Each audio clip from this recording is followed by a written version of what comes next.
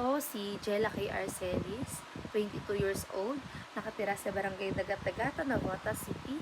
At ang hilig ko po ay manood ng Korean drama, kumain at maglaro ng volleyball. At ang expectation ko sa asignaturang ito ay isa sa nagsasalamin sa sosyedad na ang mga akdang pampanitikan tulad ng nobela, dula at tula na kadalasang nilalarawan ang mga issue sa panlipunan.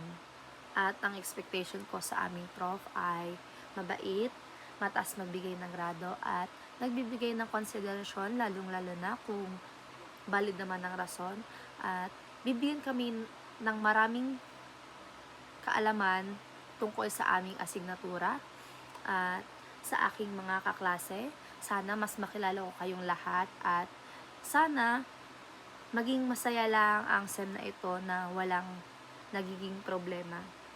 Yun lang po. Maraming salamat. Muli, ako si Jella K. Arcelis.